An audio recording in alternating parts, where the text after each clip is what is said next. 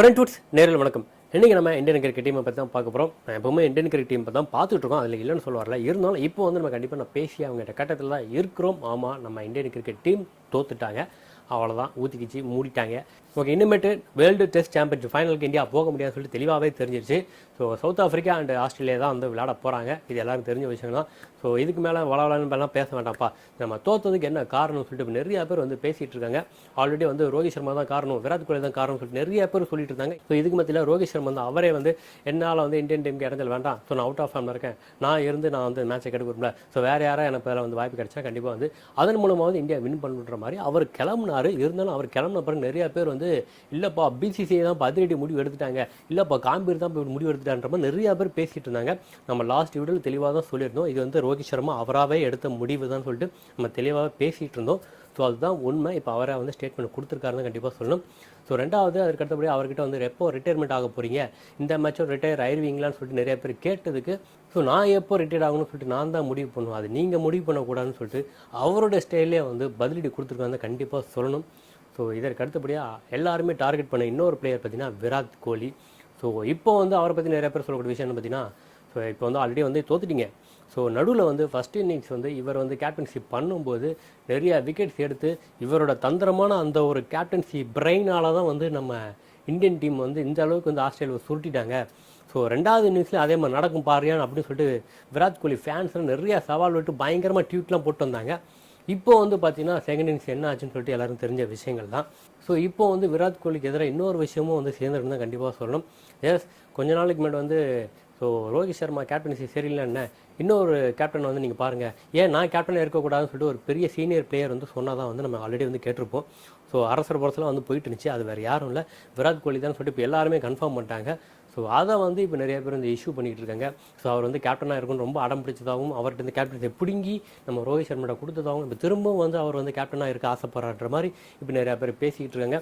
இதுலேயும் எந்த அளவுக்கு உண்மைன்னு தெரியாது. ஸோ இதை பற்றின ஏதாவது உங்கள் ஒப்பீனியன் இருந்தால் கண்டிப்பாக அதையும் கமெண்ட் செக்ஷன் மென்ஷன் பண்ணுங்கள். ஸோ இதற்கு அடுத்தபடியாக நம்ம ரோஹித் சர்மா கோலியை பற்றி நிறைய பேசியாச்சுன்னு நினைக்கிறேன். இப்போது இதற்கு அடுத்தபடியாக பும்ரா கண்டிப்பாக வந்து தான் ஆகும். எஸ், பும்ரா வந்து மேட்ச் தோற்ற போகிற அவர் பேச நிறைய விஷயங்கள் வந்து கண்டிப்பாக நிறைய விஷயம் சொல்லியிருக்காரு. ஸோ இது வரைக்கும் நடந்த மேட்ச்லேயே இந்த மேட்ச்சுக்கு தான் வந்து ஃபேஸுக்கு அதிகமாக ஒத்துழைக்கக்கூடிய ஒரு பிச்சாக இருந்துச்சு. ஸோ இந்த பிச்சில் நான் விளையாடணும் ரொம்ப ஆசைப்பட்டேன், ஆனால் விளையாட முடியாமல் போயிடுச்சுன்னு சொல்லிட்டு அவர் ரொம்ப ஃபீல் பண்ணியிருந்தார். ஸோ மெயினாக வந்து அதுவும் ஒரு ரீசன் தான் கண்டிப்பாக சொல்லணும். ஸோ இப்போ வந்து எல்லாருமே சொல்லக்கூடிய விஷயம் என்னென்னு பார்த்தீங்கன்னா, இந்தியன் கிரிக்கெட் பேட்டர்ஸ் வந்து சரியில்லைன்ற மாதிரி தான் காமனாக சொல்லிட்டு இருக்காங்க. எஸ், நம்ம ஒத்துக்கிட்டு தான் ஆகணும், பேட்டர்ஸ் வந்து சரி இல்லை தான், இன்னும் வந்து அவங்க ஃபார்முக்கு வரணும்னு தான் கண்டிப்பாக நான் சொல்வேன். இது எல்லாத்தையும் தாண்டி அந்த ஆஸ்திரேலியாவோட அந்த ஒரு தந்திரம் வந்து பழிச்சிருக்குன்னு தான் கண்டிப்பாக சொல்லணும். அப்படி என்னப்பா தந்திரம் பண்ணாங்கன்ற மாதிரி எல்லா பேரும் கேட்கலாம். ஸோ கடைசி டெஸ்ட் வந்து சிட்னி வந்து எப்பவுமே வந்து இந்தியா கொஞ்சம் ஃபேவரான கிரவுண்ட்லேயே கண்டிப்பாக சொல்லலாம். ஸோ அதுலேயும் பார்த்தீங்கன்னா குறிப்பாக வந்து பிச்சு ரெடி பண்ண விதம் வந்து அதிக கிராஸியாக இருக்கிற மாதிரி தான் வந்து ரெடி பண்ணியிருந்தாங்க. ஸோ அது ஃபேஸுக்கு இன்னும் ஒத்துழைக்கும்ன்ற மாதிரி தான் அவங்களோட தாட்டு. ஸோ அதை தான் வந்து அவங்க செயல்படுத்தி வின் பண்ணியிருக்காங்கன்னு தான் கண்டிப்பாக சொல்லணும். எஸ், நம்ம ஒத்துக்கிட்டு தான் ஆகணும். நம்ம இந்தியாவை பொறுத்த வரைக்கும் ஃபேஸ் அப்படின்னா கண்டிப்பாக வந்து பும்ராவால் மட்டும் தான் அந்த அளவுக்கு வந்து அவங்கள டாமினேட் பண்ண முடியும், அதாவது ஆப்போனண்ட் பவுலர்ஸை. ஸோ அவரோட போலிங்கை மட்டும் கொஞ்சம் ஸ்டாண்ட் பண்ணுறோன்னா மற்ற பவுலர்ஸ்கிட்ட வந்து நம்ம வந்து ஸ்ட்ரைக்கை ரொட்டேட் பண்ணலாம். ஸோ இதுதான் வந்து ஆஸ்திரேலியன் பேட்டர்ஸோட கொஞ்சம் பிளானாக இருந்துச்சுன்னு கண்டிப்பாக சொல்லணும். ஸோ இதில் வந்து இந்தியன் கிரிக்கெட் டீம் வந்து கடைசி 2 இன்னிங்ஸில் முதல் இன்னிங்ஸில் 10 ஓவர் மட்டும் தான் பும்ரா போட்டிருந்தார். அதுக்கு அடுத்தபடியாக அவரால் போட முடியலன்றது தான் உண்மை. ஸோ அவர் மேபி போட்டிருந்தாருன்னா கண்டிப்பாக வந்து ஆல்ரெடி 5 மேட்ச்சில் வந்து 32 விக்கெட்ஸ் எடுத்திருக்காரு. அதுவும் இந்த மேட்ச்சில் வந்து 10 ஓவர் தான் போட்டிருக்காரு. இப்போது அதற்கு அடுத்தபடியாக எப்படி பார்த்தாலும் ஒரு 30-40 ஓவர் போட்டிருந்தாங்கன்னா கண்டிப்பாக 5-6 விக்கெட் அவர் எடுத்திருப்பாருன்னு தான் எல்லாருமே சொல்லிக்கிட்டு இருக்காங்க. இப்போ பை சான்ஸ் அவர் போட்டிருந்தாங்கன்னா கண்டிப்பாக மேட்ச் மாறி இருக்குமானா கண்டிப்பாக மாறி இருக்கும் தான் நான் சொல்வேன். ஏன்னா பிச்சு அந்த மாதிரி தான் ரெடி பண்ணியிருந்தாங்க. So Indian cricket team set பண்ண டார்கெட் வித்து பும்ராவோட போயிருந்தால் கண்டிப்பாக ஆஸ்திரேலியாவுக்கு கஷ்டமாக தான் இருந்திருக்கும். ஸோ இதில் வந்து எந்த ஒரு மாற்று கருத்துமே இல்லை. ஸோ கண்டிப்பாக ரன் ரேட்டு கொஞ்சம் குறைஞ்சிருக்கும், விக்கெட்ஸும் விழுந்திருக்கும். ஏன்னா பிச்சு அந்த மாதிரி தான் ரெடி பண்ணியிருக்காங்க. உண்மையில் நம்ம இந்தியன் பேட்டர்ஸ் எதிர்பார்த்ததை விட ஸோ ஃபேஸாக இருக்கட்டும், அந்த ஸ்விங்காக இருக்கட்டும், ஸோ பாலை கெஸ் பண்ண முடியலன்னு தான் கண்டிப்பாக நம்ம சொல்லணும். ஸோ அதற்கு ஒரு சின்ன உதாரணம்னா கண்டிப்பாக நம்ம கேஎல் ராகுலோட அந்த போல்ட்டை கண்டிப்பாக சொல்லலாம். ஸோ ஜெய்ஸ்வாலுக்கு அதுதான் நடந்துச்சு. உண்மையிலே கேஎல் ராகுல் போல்ட்டெல்லாம் வந்து கண்டிப்பாக யாராலும் ஒன்றும் பண்ண முடியாதுன்னு தான் கண்டிப்பாக நான் சொல்வேன். ஸோ அந்த மாதிரி தான் பால் இருந்துச்சு, நீங்கள் பார்த்துருப்பீங்கன்னு நினைக்கிறேன். ஸோ இதே தான் அவங்களுக்கும் இருந்திருக்கும், ஆனால் பும்ரா மாதிரி ஒரு போலர் வந்து இல்லை. ஸோ சீரியஸ் ஃபுல்லாகவே வந்து பும்ரா மட்டும்தான் 1 ஹேண்டடாக வந்து போல் பண்ணிகிட்டு இருந்தார். ஸோ அவர் இல்லாத பட்சத்தில் மற்ற பிளேயர்ஸும் அவங்களோட பெஸ்ட்டை கொடுத்தாங்கன்னு தான் கண்டிப்பாக சொல்லணும். இருந்தாலும் நம்ம இந்தியன் கிரிக்கெட் டீமால் ஆஸ்திரேலியன் பேட்டர்ஸோட விக்கெட்டை எடுக்க முடியாது தான் உண்மை. ஸோ இது எல்லாத்தையும் விட இன்னொரு முக்கியமான விஷயம் பார்த்தீங்கன்னா, ஆல்ரெடி நம்ம சொல்லியிருந்தோம்.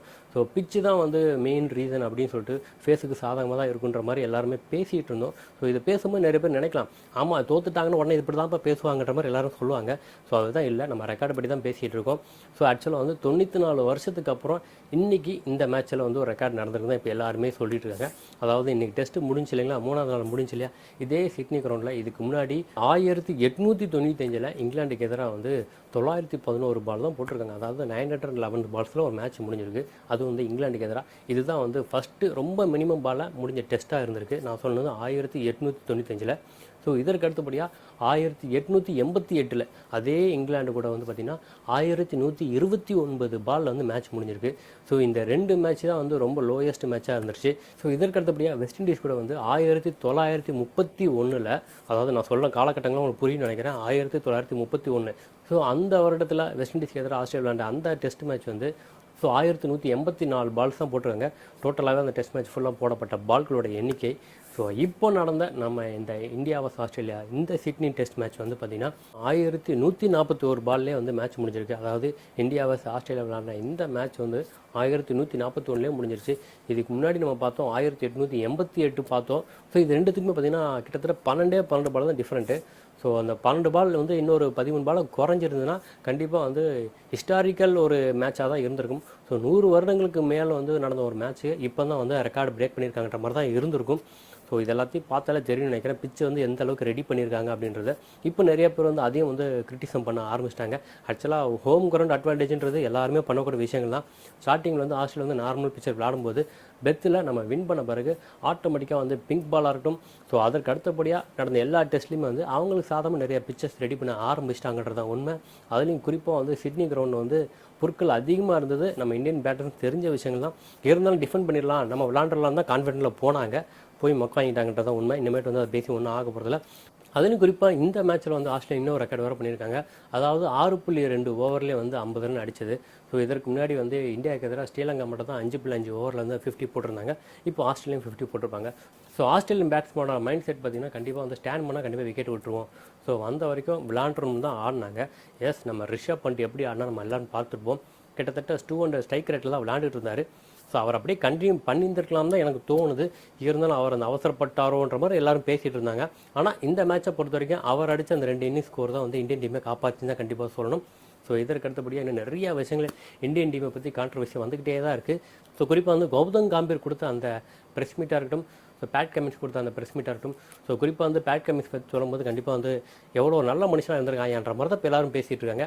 எஸ், அவரை பற்றி விக்டரி பற்றி கேட்கும்போது அவர் நிறைய விஷயம் சொல்லியிருந்தாலும், ஸோ அவர் டீம்மேட்ஸில் யங் பிளேயர்ஸ் நிறைய பேர் வந்து வாய்ப்பு கிடச்சி இன்னும் நல்லா விளாண்டுருக்காங்க, இந்த டீமில் சேர்ந்து விளாண்டது ரொம்ப நல்ல விஷயமாக தான் இருக்குன்ற மாதிரி பேசிட்டு, குறிப்பாக பும்ரா அந்த ரோஹித் சர்மாவுக்கு அவர் டேங்க் பண்ணியிருக்காரு.